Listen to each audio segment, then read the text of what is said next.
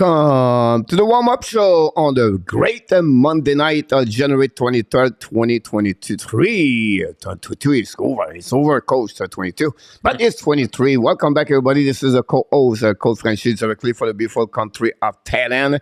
And we have to go all the way to the Ottawa. No, Toronto. Mr. ENORTAP back in the house. Hello, Coach. Hello, Hockey Nation. Start of a new week, Coach. So we start the show. The first 45 seconds, I have two mistakes: the city and the year. But it's all right, not big deal. We're going to have a lot of things to talk about. We're going to reviewing the weekend in NHL. Talk about a crazy weekend with many big news around the league. First of all, then we're going to review a little bit the Montreal Canadian weekend. Then finally, we're going to talk about all the news we have around the league, injuries, and the 4 game we have in the program. We are back now with a schedule of 4 game in NHL, and then we don't have no bus, we don't have no gel, but we have the leader board of the week last week, and therefore since the beginning of the season, and we have a couple of name changing in the leaderboard, and we're going to have our 3-star of the week. We see on the top of the scoring, Jose Duarte, 30 points. And we have the second star. We don't have third star because we have 2 people have 26 points. Coach Chicago. Chicago have what a great week. Chicago. When you don't see jail, Chicago at the jail. This is a great week for him. He always said that, Nick. He said, "Look, when I don't go to jail, my life is so much better. Yeah, no headache. The health is good. He's not tired. He feels great about himself." And that's what he is, and that's great for him to see him. A little bit down for Richard Marlin last week, but after an amazing, great beginning of 2023 for Richard Marlin, then Peter August visited the jail, I believe, for the second time last week, but he recovered well during the weekend. And Rick and Dementra, it's a up and down. Then when I said that, it's Rick one day, it's him, the next day is Dementra. They don't go together. Like they are married together. They don't agree. They are a great couple. But no, the prediction, they don't talk each other. They go with their mind and they go there. Whatever is great at the end of the night, for sure. And that's happening about what's going on. We have a lot of talk about a lot of things around the nation, like I mentioned to you.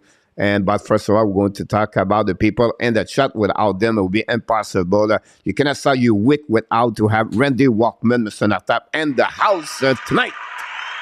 Randy the man. Randy, welcome back. Thanks to be with the Hockey Nation live show. Then we have Ryan Kirk, Mr. Ryan Cook. Welcome back. Thanks to be with the hockey, the warm-up show.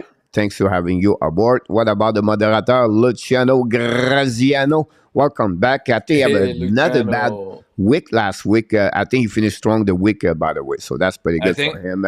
He said about what he's going to do with Pittsburgh, but, I think we created a beast in Luciano. He tells me all the time now he's researching, trying to get those extra stats to make his predictions better. And it seems to be working, actually, but he's constantly at it. Oh, boy.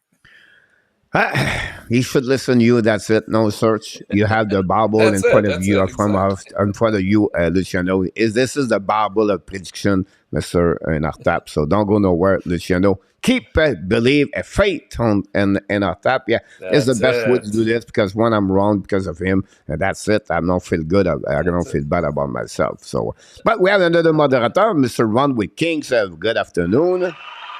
How's it going, Ron? Welcome. Nice to be with the Hockey Nation show. Then we have a couple more people, but they not knock the door. They are asleep in the switch, Mr. ENORTAP. But that's okay. Not a big deal. We're going to go from that one over there. First of all, Mr. ENORTAP, what we do at the beginning of the show, we always knock the door to ask you what pay you attention during the weekend. Talking about the Chicago, you just knocked the door. Welcome back, Mr. Nick. Thanks to be with us. Welcome, Nick. Got his pick. I just copy a pass to you, Mr. ENORTAP, so you should get his pick on your phone now. But what pay attention, because you have a lot of subjects we can talk about. Oh, man. Yeah, there's so much, Coach. Where do we start? I guess Saturday night with the end of the game in Vancouver, the chant of, Bruce, here he is. And, man, what a sad finish in terms of how they treated him in this whole process. I think it was very classless of the organization to prolong this firing.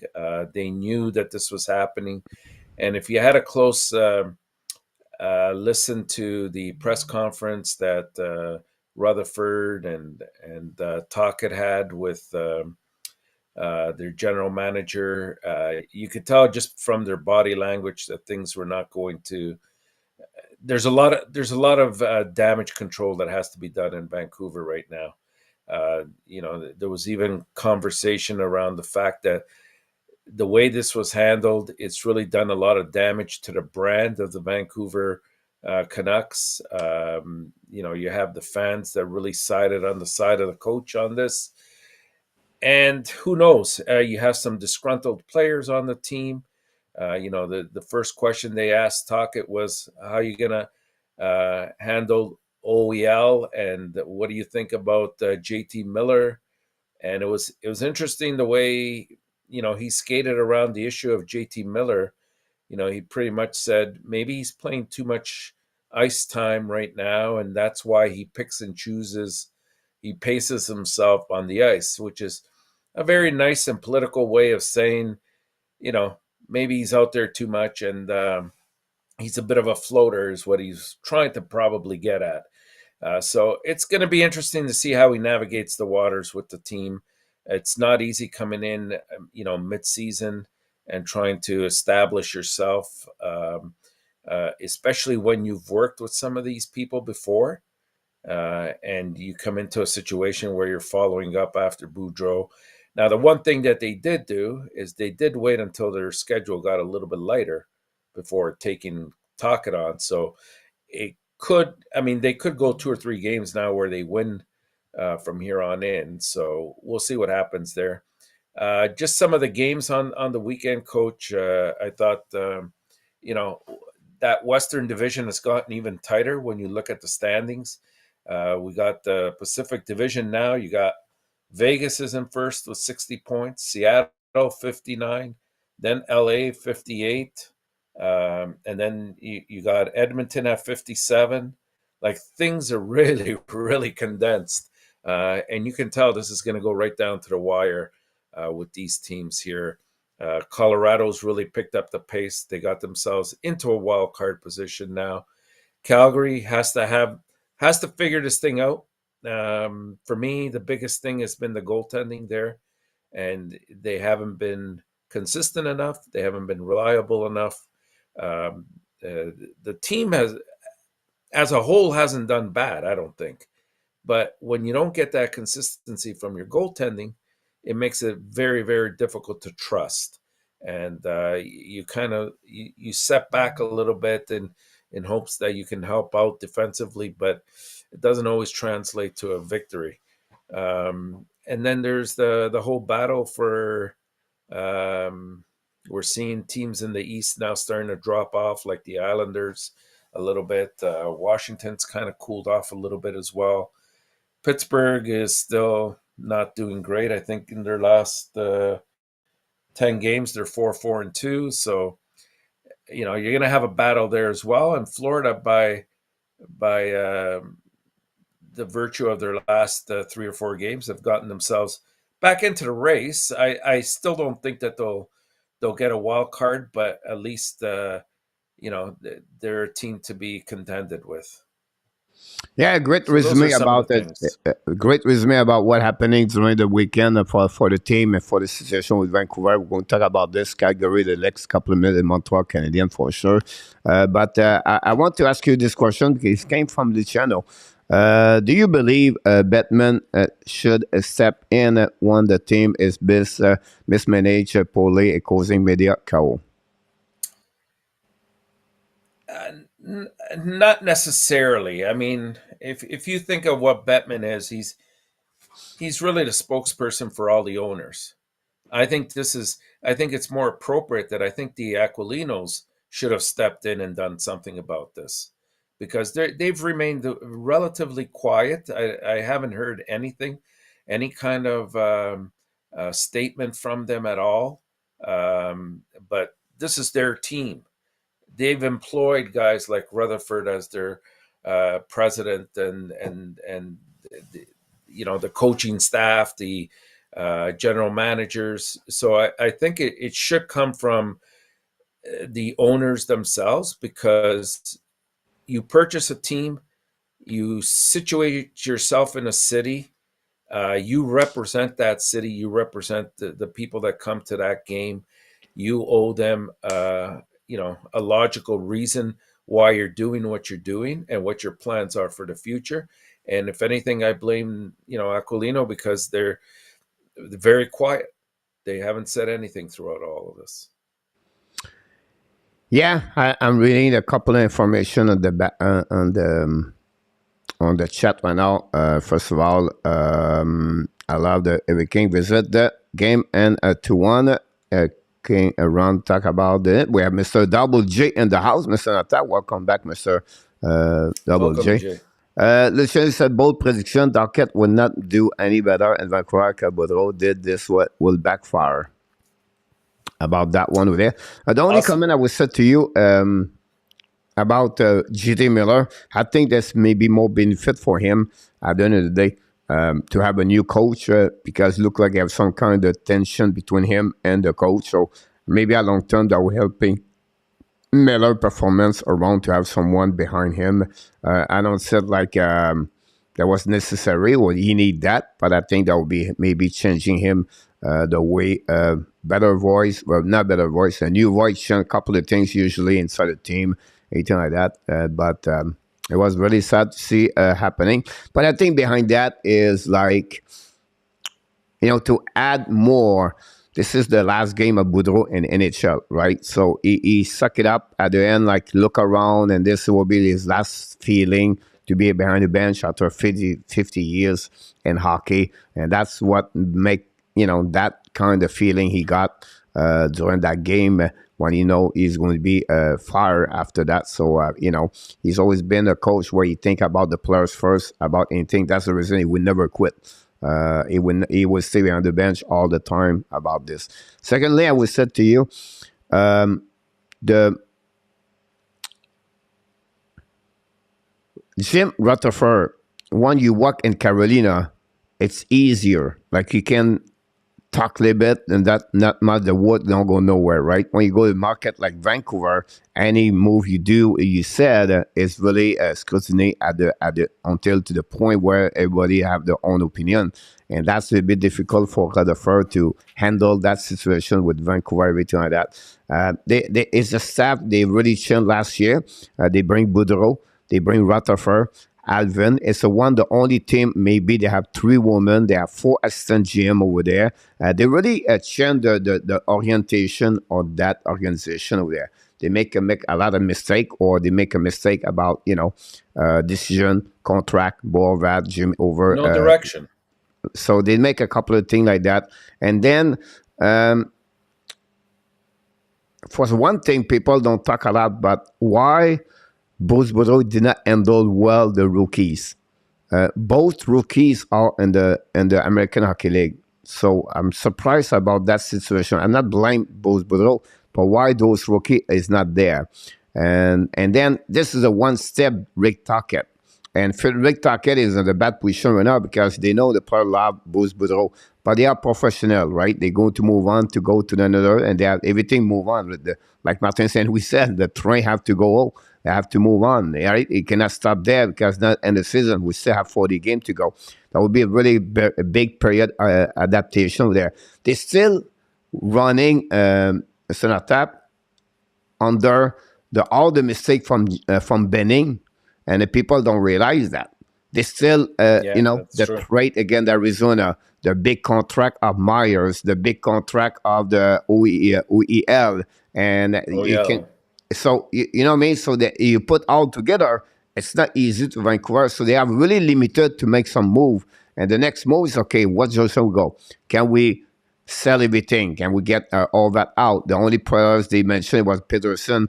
Is the only one protect over there. So it's a thing right now to go to fix everything with a little bit longer time. But they have a lot. They have a lot of good players over there. I don't think so. They have. You're right. You're right. They have good pieces on that team that they can work with, And we also forget in the whole equation that pretty much Demko has been out of the lineup most of the year. I know he wasn't having a great year, but he is a good goalie. And Well, they better without what they him, have, right? yeah, yeah, Again, everybody make a mistake. Like they put the money on Spencer Martin, and they have Alak over there. And I don't say Alak, but Martin, he never been a goaltender. So when you lose Demko and you have to go Martin, never been a goaltender regular in NHL. I think Alak, with experience, he will handle the pressure of the season compared what happening now. So you have a lot of mistakes they did left and right, those kind of strange decision. You have to be honest, they don't do well at the end of the day. But look, if you have a coach could fit well is Tuckett. Not many people remember, but Tuckett have a lot of success with Arizona for what you have under his hands. You have nobody, you have yes, nothing yes. in Arizona, and that team make a play 1 year, and he hanging there very well.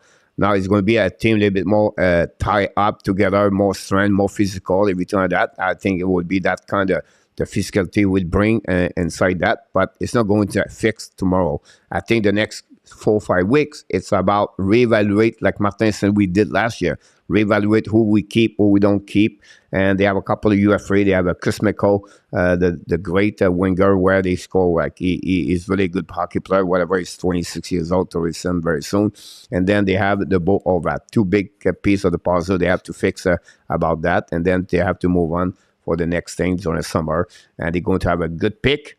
But again, the prospect is not great over there, and they have bad contract too. So it's a thing I have to figure out at some point, Mr. ENORTAP. Yeah, it's a lot to work on over the next few years for them, for sure. And the last thing I wanted to bring up, Coach, was also I don't know if you saw the press conference after the Calgary game, the way when Sutter was asked the question about Pelletier and what he thought about him and the way he reacted. I thought, you know what, we know that Sutter is what Sutter is, and he tries to sometimes, play a different angle. But I just thought, here you have a kid that's playing his first game. Most hockey players remember that first game that they put on the skates and played for their first professional hockey team. And so I don't know. I just personally I thought the comments that he made and the way he played it stupid by, asking, putting on his glasses and then picking up his sheet and saying, what number is he? And let's see, he played 13 minutes, 2 penalty minutes. Oh, he's got a long way to go. And just kind of brushed it off. Like, I thought it was a bit disrespectful towards the player because let's face it, many years down the road, what's Pelletier going to remember in terms of the first time he went on the ice for the Calgary Flames? He's going to remember the comments, and so will all the other people that heard that press conference. I thought I expect better out of somebody like Sutter. A lot, a lot of great, not a great, a lot of comments about ex-hockey players, more from French Canadian players. A lot of people was upset. Reporter around the world, like around the hockey, it was not like it's not like a not big deal. It was just a mistake about Sutter. Um, I don't go that way, but his reputation been that way with there. Denis Gauthier play for him. He's a French Canadian, and he said yesterday or today, he said, "Look, he was not very nice with the French players. Look, Jonathan Huberdeau don't have a great year under Yeah, Sutter, I right? know, and he's Petsy made a is a couple French comments Canadian already. players. So I don't know. If you want to be transparency, you want to be accountability, you have some kind of accountability in hockey or something like that. I think a mistake like he did yesterday, that would be great. The GM or the coach come back tomorrow, or Sutter coming back on the mic tomorrow. The next time he said, "Look, I apologize. I should not act that way."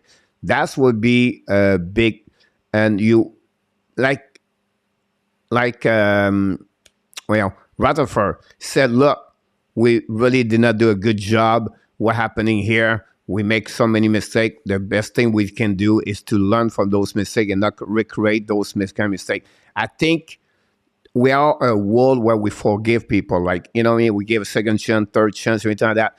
But I think with not many people are not honest, but not good enough, the guts remorseful. to Yeah, they're be, not remorseful. yeah. And that things that will be two organizations right now can make some kind of the statement and to maybe helping the situation more at anything else. And I think that would be, for me, it would be something if I was the management of the team to talk about this, to talk about them for sure. So it will be really interesting how they're going to turn around. We have Danny T, the captain of the moderator, is in the house. Welcome aboard. And Asper Cake, welcome back, Mr. Asper Cake. Welcome. Pierre Martin knocked the door, Mr. ENORTAP, and then Vinny James knocked the door too. So back to back is with us tonight. Melissa Zebra is in the house. That's directly from Orlando right now. So she's back in the house. Welcome back. It was another. You have Josie Danny. And now we have people talk that way. Danny was supposed to wear it last night, wasn't he, Coach? Yeah. I don't know what happened. Mr. Dan Hashem from Winnipeg, Manitoba, knocked the door. Mr. ENORTAP, glad to see him about this. And Randy said the fans in the Calgary are very angry about that situation. Yeah, he should be like this for sure. Not only him, but someone leave it is what's run. And then we have a few people talk each other. So I try to get what we have. If you have anything we can talk about before we come. We'll go to send. I think NHL need to come out with a code of conduct, speaking to the media about players. Again, I don't think so. I know there's 2 times we tell you no about Batman because Batman cannot do anything. You cannot tell the organization how they run their business because it's not the NHL business to tell the team how he can do the things, right? It's like a bit like works for the owners. Yeah, exactly. It's come for the culture, come for the brand, come for the people carry on that team, and then that's the best way I can do that about this. You cannot. The only thing I would say to you is the coach, whoever, talk again, the referee, talk about the organization, like talk about NHL again, whatever they are. That's the way they can. They pay, they ask them to pay a fee, whatever it is. But I don't think so. Will be. Tell them, you cannot talk that way. You cannot. It's just not going to be. And then I will be honest with you, Luciano. Imagine they cannot figure out a goal in or a goal out. Is Disallo a goal or Wadu a goal? Imagine what they have to tell them 26 rules about what they can tell, what cannot tell. Now, so what you say? This guy said that one. Why you cannot? Me, I got fined for that one. Oh my God, that would be like. Now we have to call Toronto to review the video of the press conference of the SLATER, and that is going to be like, not just kidding, but. I will see. Double J, Coach, I heard Sport Shock, maybe that was not direct to the player, but at the GM about this. Yeah, possible about this, honestly. It could be everything. 19 people watching, only 13 likes. So if you don't mind to click on the like, that'd be great. If you don't mind, that'd be awesome. Jack will win tonight. Goodrow will score a trick. Here we go. We got a couple of news around the league. But sometimes we want to move on. To the next subject, we talk about Calgary, Vancouver. So the next one is about Cole Caulfield situation. He is out for the rest of the year with an injury where everybody was shocked. Like no one knew about this. Cole Caulfield was at the RDS Friday night talking an interview. And it just blew the mind of everyone how they can keep the secrets, everything like that. And what do you think about the Cole Caulfield injuries? And then we heard today the contract is almost done. It was out today by the, I think it was RDS announced this, or someone announced it. Oh my God, who said that? Philippe Boucher announced that it looked like he missed only like a couple of things, but then the contract should be announced very soon. Do you anticipate it being a long-term or a bridge? I still believe it will be a bridge. I would agree, and I think it has to do now with this surgery, right? Not really. I don't know. Believe the age of Caulfield and the RFA, the Jason Robinson, and And I think that will be, that the way I think there will be a setup like this, fight like Robinson or Elias Peterson. I think they go that way. Everybody is friend, the family are friend. They have to take something about more the security. I just take right now Caulfield with what he has. He cannot ask her $9 million or $10 million, and then we're going to get 24 years old, 25 years old, 1 year before he become a UFA. Then he can ask her that kind of money because he just proved it. He can score 30, 40 goals. So he maybe put on himself. Yeah, I agree with that. I think that's the direction they'll probably end up going. Having said that, I wouldn't be surprised if it was an 8-year contract as well, in the neighborhood of. Uh, that's a good question. Now, what do you It's give him? I about don't think you can give Ziski him. Netherville. Yeah, He's I don't not going think you to can go go over higher. $8 million. I'll be shocked to go $8 million. The only thing could have done a little bit more is maybe the longevity contract, but I expect about $8 million for 20. I expect 4 years, just a year before he become UFA. So he's going to be finish this contract, can become an RFA after that. Now he's going to start at 7 plus 10%. And then after that, he can become a UFA and then can get that extension with Montreal Canadiens. So if I have a deal, that would be my direction. But again, I could be wrong. And then he signed up an 8-year contract, 8.5. And they said, oh, I was wrong on that one. Yeah, it's possible. Who knows? We want to welcome Mr. Roger. He's in the house. Welcome back, Mr. Roger. Thanks to be with Roger, us. you're welcome. And then we want to mention, Mr. ENORTAP, Brandon Gallagher celebrate his 10 years with the Montreal Canadiens, came at January 22nd. So I just want to mention Gallagher already 10 years with the Montreal Canadiens. We talk about the logo for the Montreal Canadiens, talk about you gave everything on your eyes and, that he paid the price now, but, that's happening to him for Brandon Gallagher. So I just want to mention this to you. The 3-star of the week, Mr. ENORTAP, if you want to talk about this one. Zach Hyman, 9 point in 3 games. When you play with McDavid, I help him a little bit, but he have a really good season. He's only at $5 million per year contract, so it's pretty good to see Hyman with Edmonton. Then Senko, the captain, scored his 500 goal last week. 5 goal, 1 assist, 6.4 game. And then Trevor Zegras, don't talk about too much about Ducks, but Zegras have a good week, 4 game, 8.2 point average per game. And then we do app daily news, everybody. Don't forget today. It's my new pilot on my train for the Montreal Canadiens. Everyone and the app are in the train. And the ABS train, led by Albert Jacquard, and the train for the Montreal Canadiens.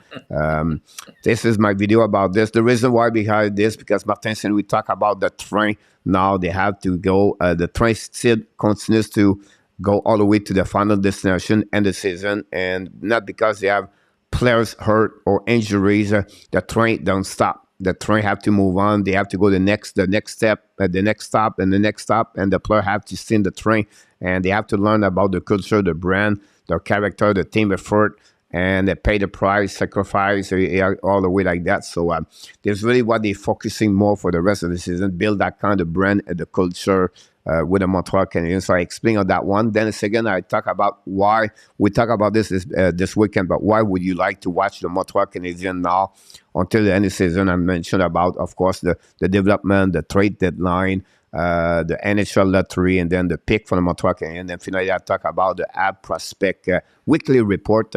What a great week for Riley Kidney. But Lane Hudson, again, another good week for him. Logan Mailloux have a good week so that's good to hear that. Sean Farrell's doing well.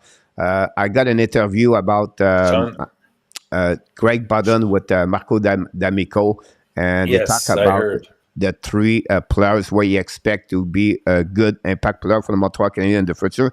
Joshua Roy, Lane Hudson, and Len Owen Beck are going to be 3 good players for the Montreal Canadiens. And it was, refreshing to hear that for that one. I'm working right now with the top 155 players, 23-year-old younger, and NHL. And Montreal Canadiens, 5 of them are the top 10 right now. That is really impressive. to see that they have 8 players on the top 150 players under 22 years old right now. Right now, so that's pretty good to see that. Buffalo have 12, Mr. Natap. Buffalo have 12 prospects right now under the 23 years old. Some organizations have a really good prospect, and we're going to hear now the Yeah. classification of NHL. So, another thing about this, Mr. Natap, we'll see what's happening around the league, around the chat. First of all, I hope this not get shame. Hit the likes, Danny, and we go. It's okay, Pierre. You gave me a 500,000. All right. Is the Jacky the conductor? Yeah, you need a big man in front of the train to move on everybody. About that is the locomotive. Awesome choice, Mr. Pierre Martin. You're welcome. Yamo knocked the door, Mr. Natap. Welcome aboard, Mr. Yamo. Welcome, Thanks to be Yermo. with the Hockey Nation show.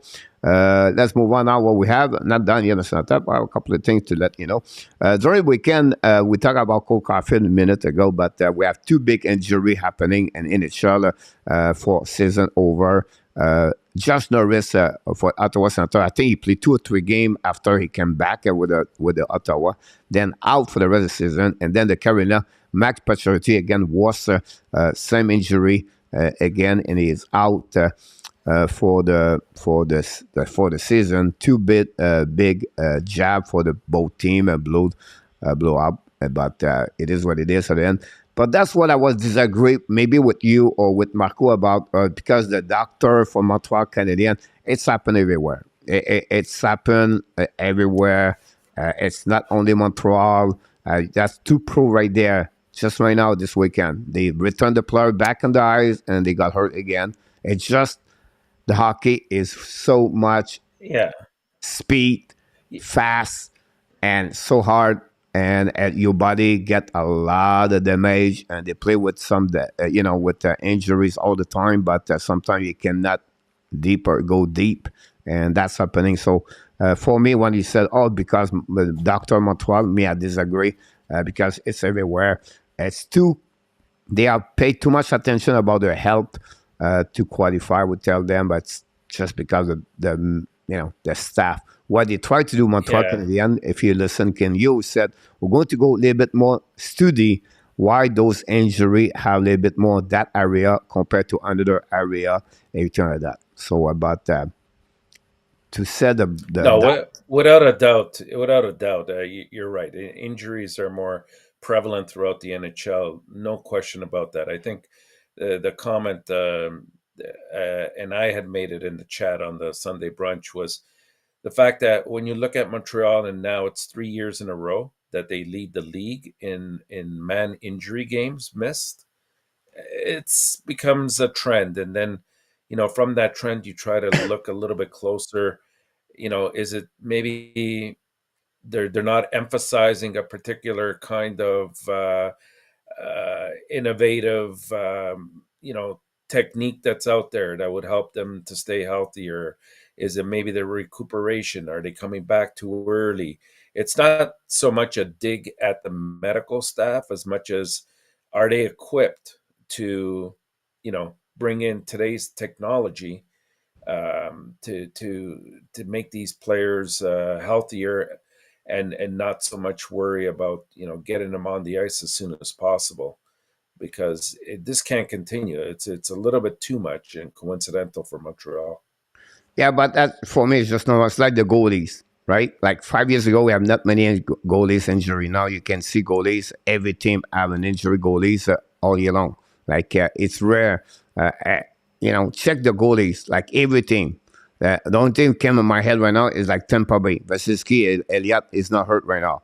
But if you look about everyone, the Ranger is going to be another team, but not many teams have no problem. You have always some goalie out about that. It's just the way it is in the hockey now. It's not easy to keep your health. Now you have some kind of prevention. You can work on it during off summer. You can have those kind of study to get a little bit more to use those kind of exercise or to maybe helping the player to have those kind of injuries. And then you have other studies, they can say, okay, why the player or have some kind of hip problem or the lower back problem. What the goalie Yeah. have a difficult Yeah. time with their hip? Is it because the position? Is it the pushing every time? That how we can helping the flexibility of the abductor or whatever it is. So I think that's what they are on that one over there. So Alan Barnes is in the house. Welcome back, Mr. Allen. Thanks to be with us. Mr. Hey, Tap, welcome, before Alan. we have about 3-4 minutes to talk about this. I want to finish with this NHL news. You talked a little bit earlier about the Islanders, and we're going to talk about two teams already go down, and two teams are going up. And 7 days ago, 2 weeks ago, we never thought the Colorado was going to be where they are today if they don't change the way they play and add more players in the lineup that helping them. And then Edmonton Oilers to add Kane back in the lineup that helping them. So both teams already on the straight, they're winning right now, and they go back on the playoff race. And then we have the Islanders going down, and then you have the Vegas, where I would be a little bit concerned. I look about the team last night, I have a little bit more time, and then Vegas, Logan Thompson, not very good right now. I have a save percentage of 890 right there. That's the problem. Remember when we said the goaltender would be a problem over there? Now it's just to be patient with our prediction. We just know to jump right away, and then everything come back at the same place, right? At the balance come back everything. And I think I would like to hear from you for both team or one specific team, if you don't mind. Well, yeah, you're right. I think as we've seen Vegas goaltending situation go a little bit south. I mean, it's still not a worrisome point that that I think that they need to panic. I mean, at the end of the day, they're still in first place in the division, albeit by just a point.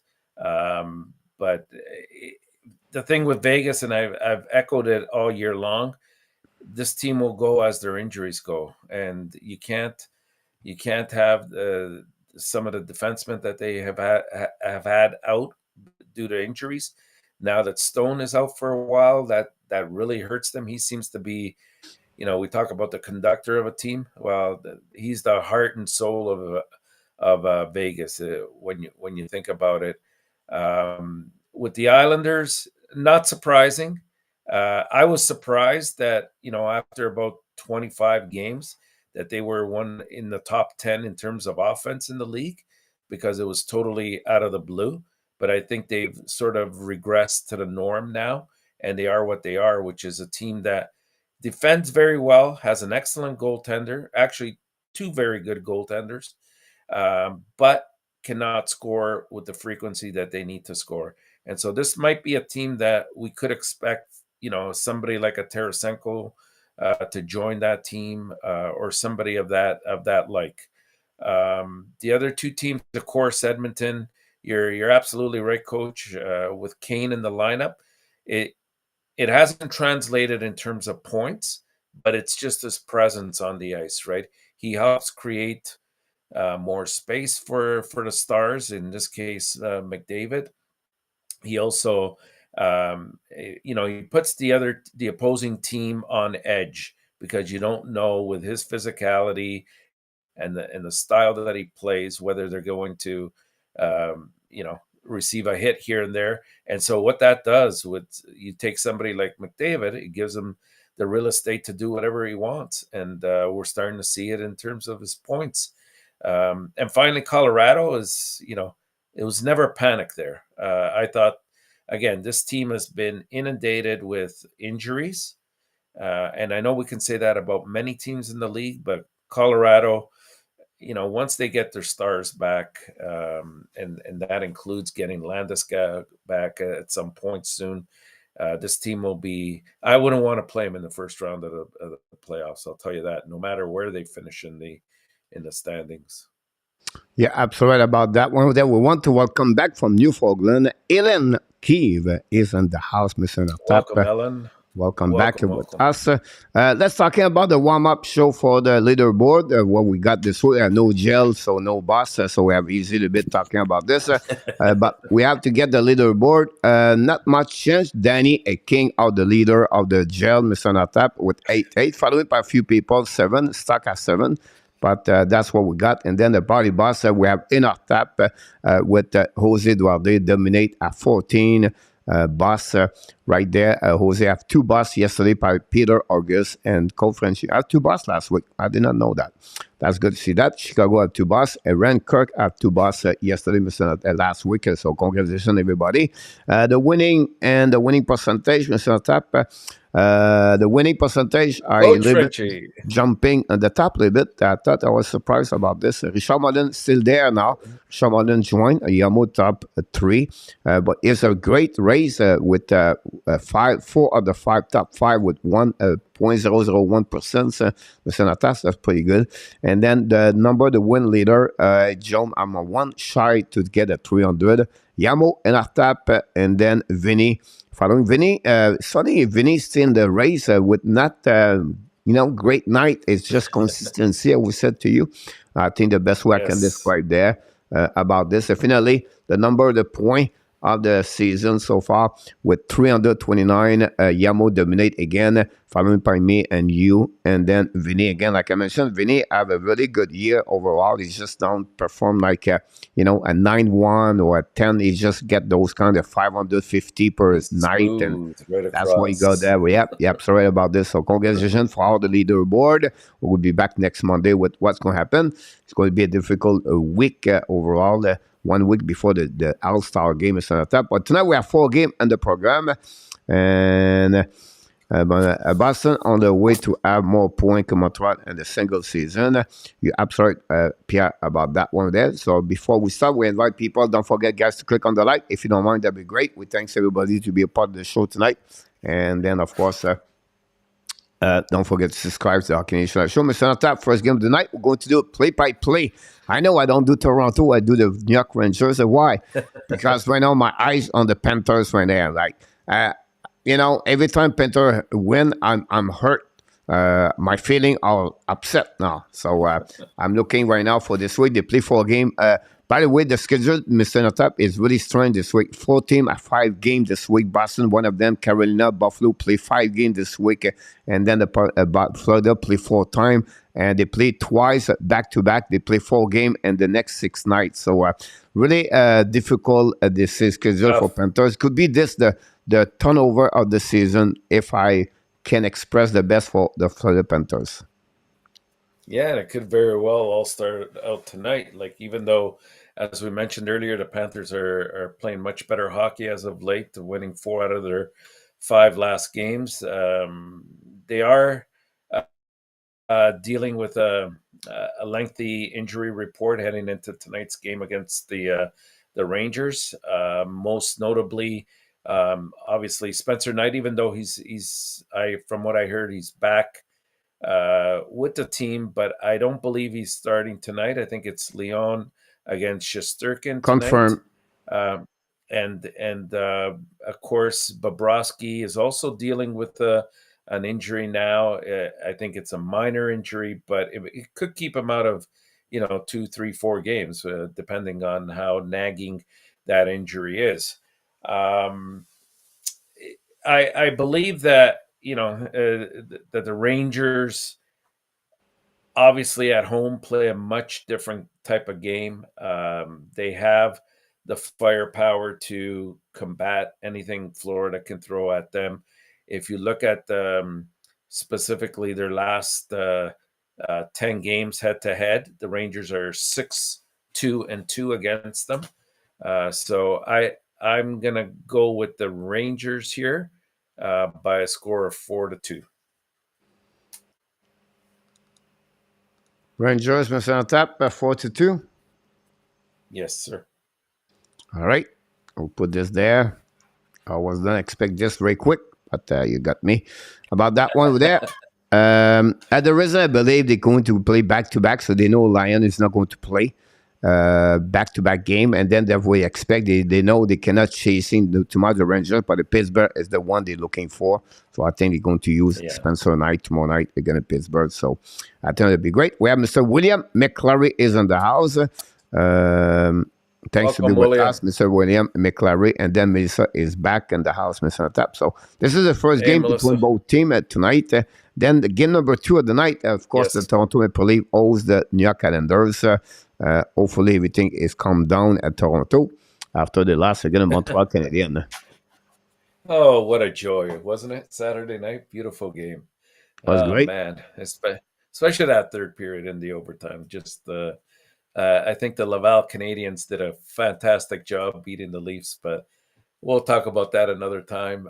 Here we have the Islanders. They're headed to Toronto tonight after a 5-2 loss at the hands of the Hurricanes just on Saturday night. They're currently on a 4-game losing streak themselves, and as we were saying earlier, it's forced them now. They're sitting in 6th place in the Metro. They're out of a playoff spot as we speak. They're battling Pittsburgh and even Washington as well for that wild card, and also, of course, now Florida's in the mix. So it's kind of imperative for them to get things going. But it's difficult. Yeah, I mean, it's easy to say they need to generate more offense, but where's that offense necessarily going to come from? They don't really have that talented.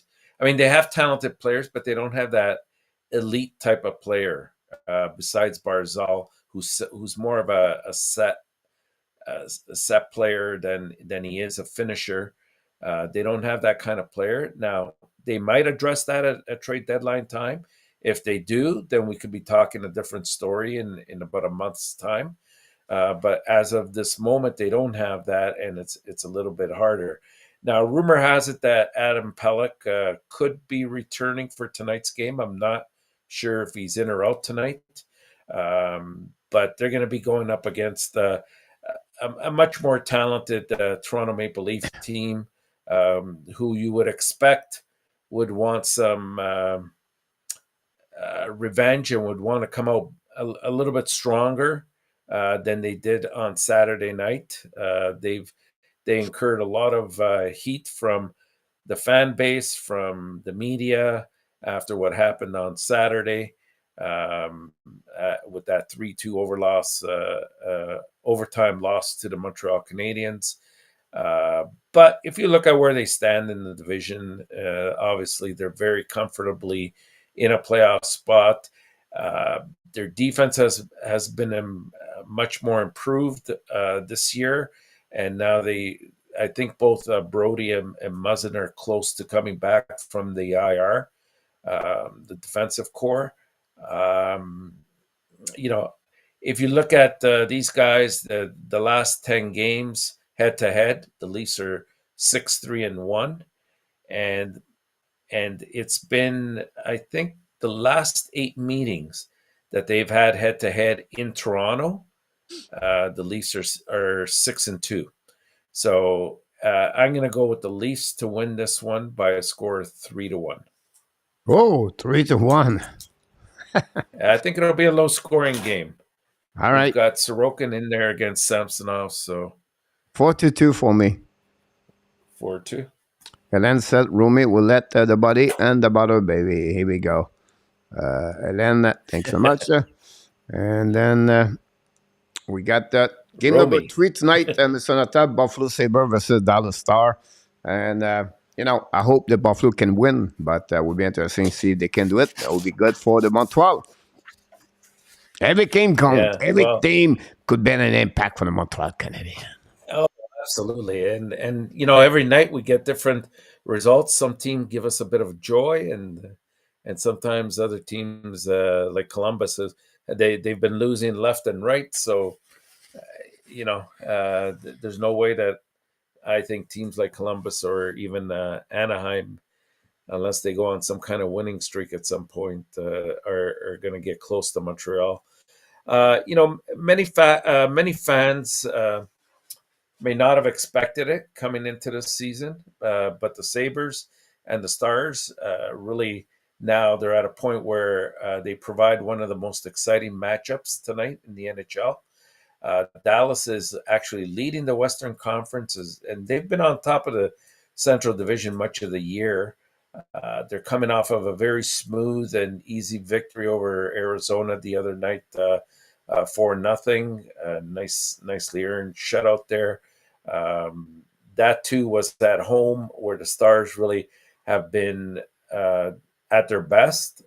Buffalo, they may not be on top of the Eastern Conference, but really their high flying offense can still be very electric, and they're an exciting young team to watch. They're never out of any game, no matter what the score is.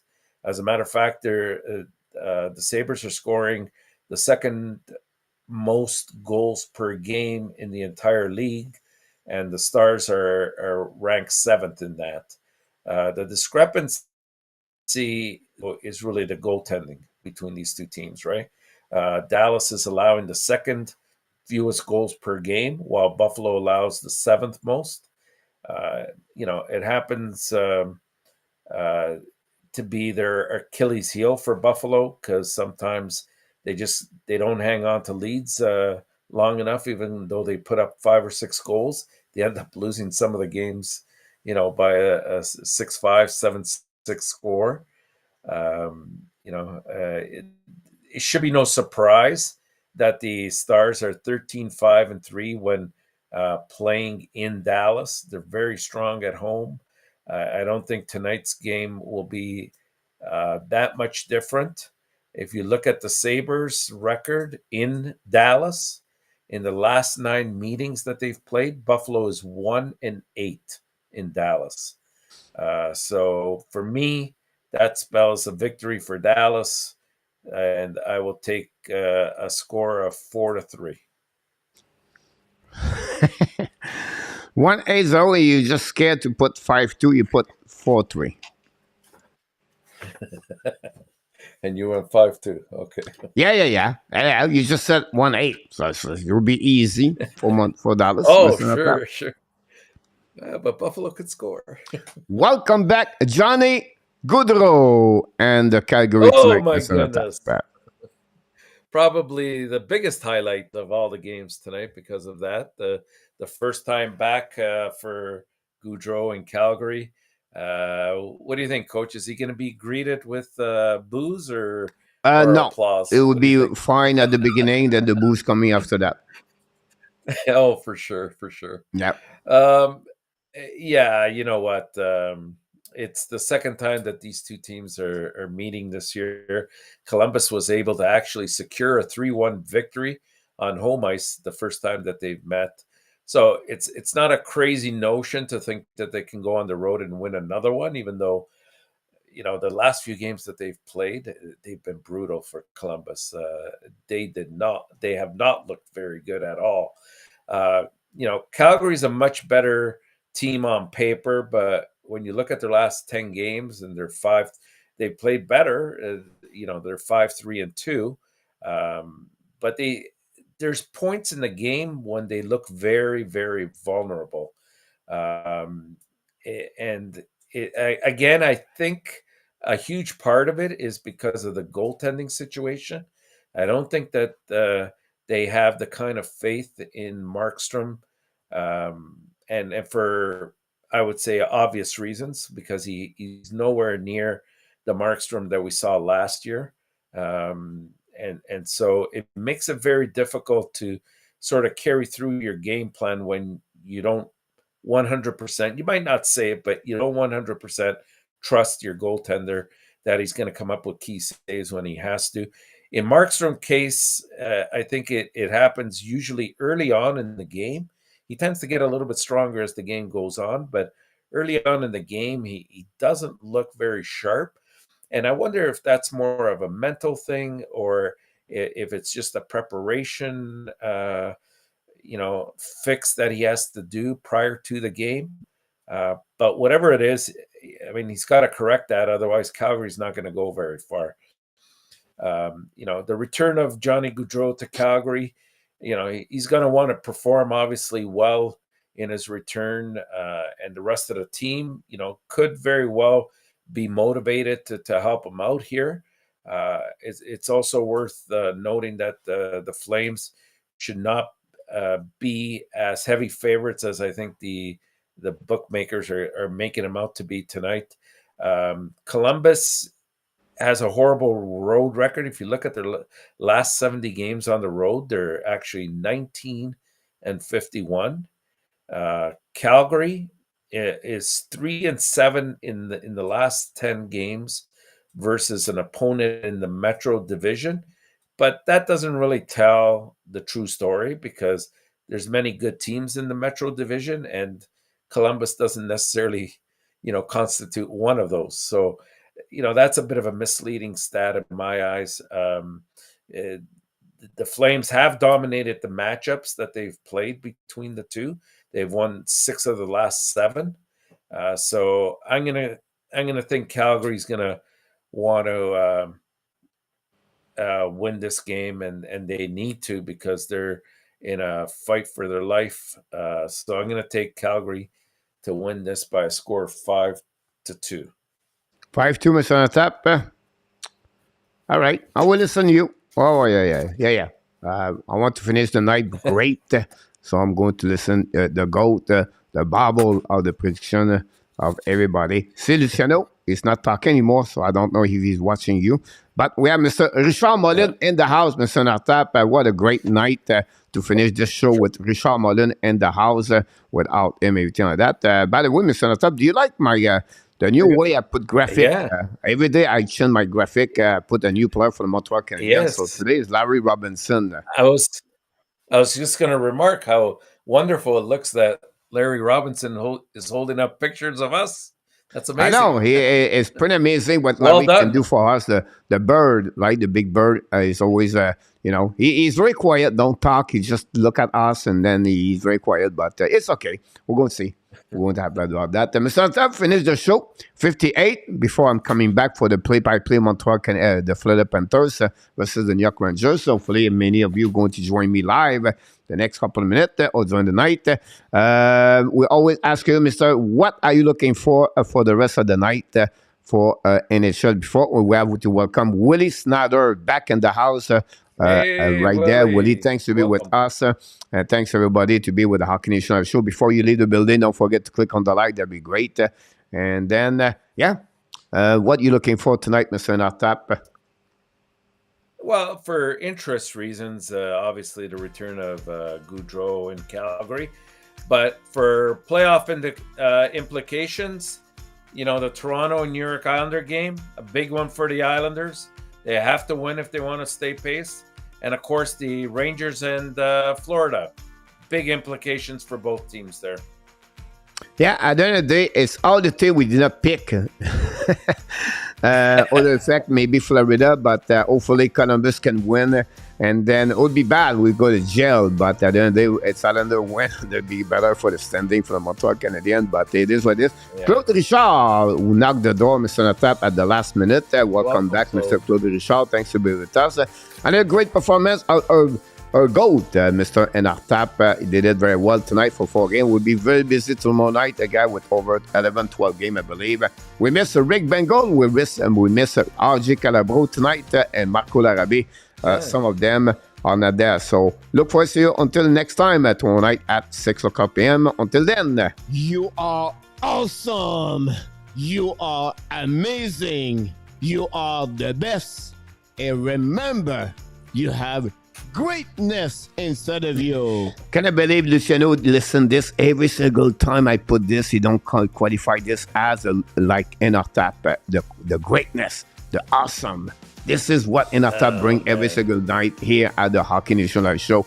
Luciano, listen, UNORTAP, if you don't want to go to jail. Until then, my friend, we wish you an amazing, great night. Thanks again, Mr. UNORTAP. Be well, be healthy. Finally, we not only dominate your day, finally, we dominate the first part of what, Mr. UNORTAP? You're 2023. He did it again. Have an amazing, great night, Mr. UNORTAP. Good night, Hockey Nation. Good night, Coach.